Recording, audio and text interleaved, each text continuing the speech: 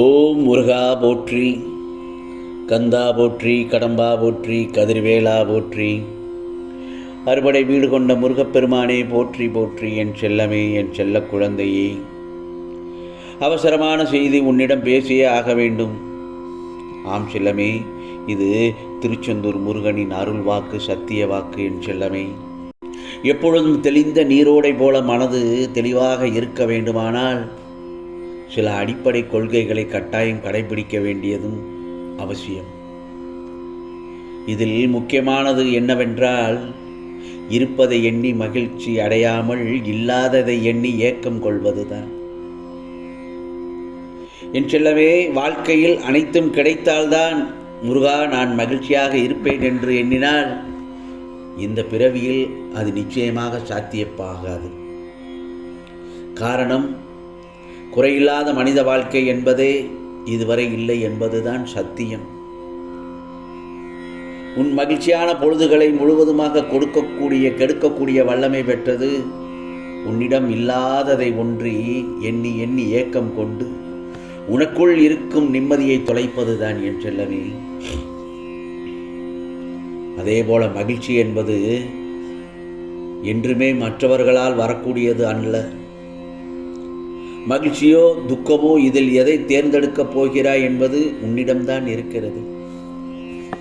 மகிழ்ச்சி என்பது உன் கையில் இருக்கிறது. அதற்கு முதல் படியாக உன்னுடைய தேவைகளை கட்டுக்குள் கொண்டு வர வேண்டியது அவசியம்.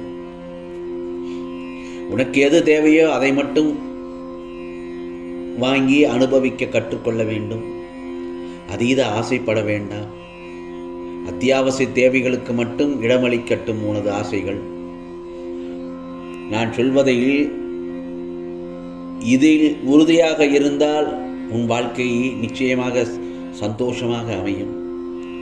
ஆனால் இதற்காக அர்த்தம் மனித வாழ்க்கைக்கு இது மட்டும் போதும் என்பதில்லை. நான் சொல்ல வந்தது என்ன தெரியுமா? உயிர் வாழ தேவையான அடிப்படை வசதி கிடைத்து விட்டால் மேற்கொண்டு நாம் பெறும் ஒவ்வொன்றும் நம் மகிழ்ச்சி கணக்கில் கூட்டிக் கொண்டே போனால் வெற்றிக்கான பாதை நம் முன் பறந்து விரியும் என்பதுதான் உண்மை. நல்ல எண்ணங்களுடனான சேவைகள் நல்ல வாழ்த்துக்களை பெற்றுத்தரும்.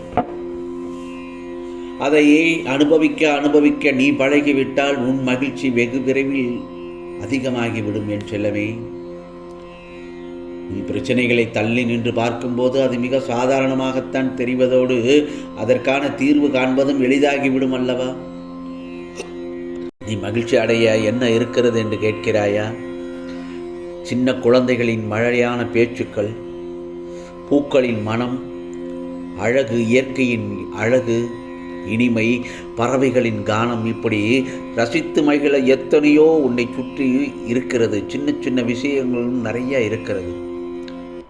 சின்ன வெற்றியை கூட மனம் மகிழ்ந்து கொண்டாட பழகினாலே உற்சாகம் தானாக பிறக்கும்.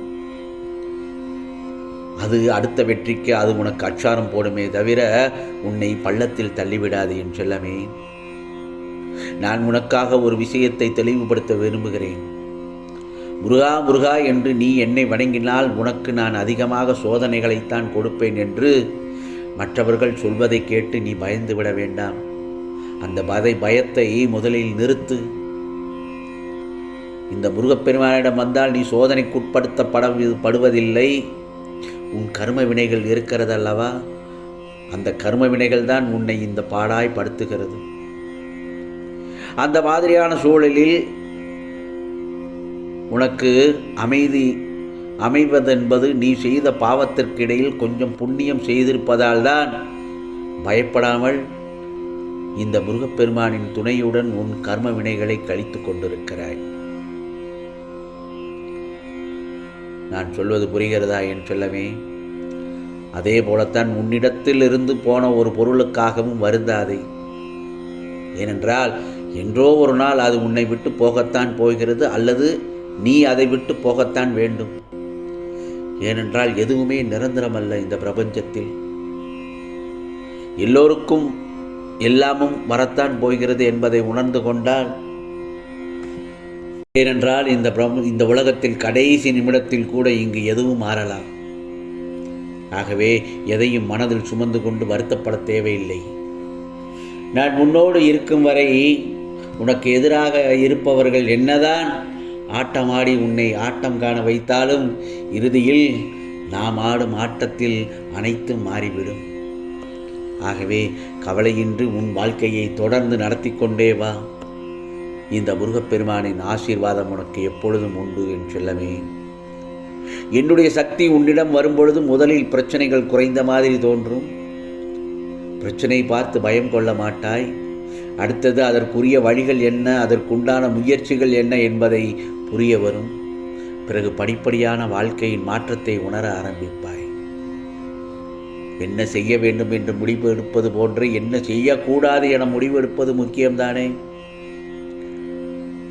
நிச்சயமாக முன் ஜென்ம வினைகளால் சுகத்தையும் துக்கத்தையும் அனுபவித்தே தீர வேண்டும். கர்மத்தை அனுசரித்தே புத்தியும் வேலை செய்யும். ஆகையால் விதியால் நிர்ணயிக்கப்பட்டதை என்மேல் நம்பிக்கையும் பொறுமையுடன் இருப்பதனால்தான் உனக்கான நல்ல விஷயங்கள் நிச்சயமாக அடுத்தடுத்து நடந்து கொண்டிருக்கிறது. பாவத்தாலும் துரோகத்தாலும் இன்று நீ கட்டும் மாட மாளிகை நாளை உன் பிள்ளைகளின் தலையில் இடிந்து விழும் என்பதை மறந்து விடாதே. அதற்காக எப்பொழுதும் நல்லதை நினை, நல்லதையே செய். கடந்த காலத்தை பற்றி மீண்டும் மீண்டும் நினைத்து கொண்டு இருக்கவே கூடாது. கடந்த காலத்தை விட்டுவிடு. எதை பற்றியும் மிகவும் கவலைப்பட தேவையே இல்லை.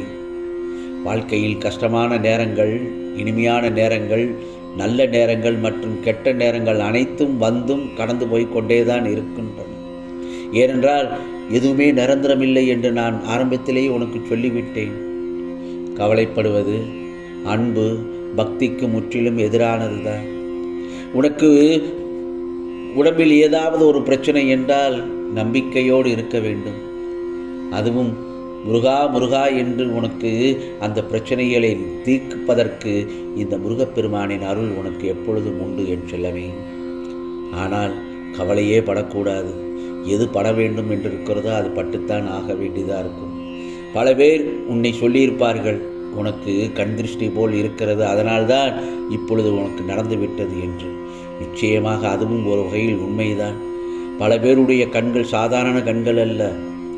அதைத்தான் சொல்வார்கள், திருஷ்டியால் பல பேர் பாதிக்கப்பட்டிருக்கலாம். ஆனால் அதெல்லாம் என்னவென்றால் நீ செய்த கர்ம வினைகள் தீர்ந்து கொண்டிருக்கிறது, கழிக்கப்படுகிறாய் என்றுதான் அர்த்தம். ஆகவே எதை கண்டும் வருந்தாதே, எதை கண்டும் பொருட்படுத்தாதே. நீயாக இரு. உனக்கானதை இந்த முருகப்பெருமான் நிச்சயமாக அருள்பாலிப்பேன். இது முருகனின் அருள் வாக்கு, சத்திய வாக்கு. உனக்கானதை நீ கேட்டுவிட்டாய் அல்லவா? நிச்சயமாக அதை ஏதோ ஒரு ரூபத்தில் உனக்கு வந்து உன் கரங்களில் சேர்ப்பது இந்த முருகப்பெருமானின் கடமை. ஆம் செல்லமே, உனக்கானதெல்லாம் நிச்சயமாக நல்லதே நடக்கும், நல்லதே நடக்கும். ஓம் சாய்ராம். ஓம் முருகா போற்றி, கந்தா போற்றி. ஓம் சரவண பவ.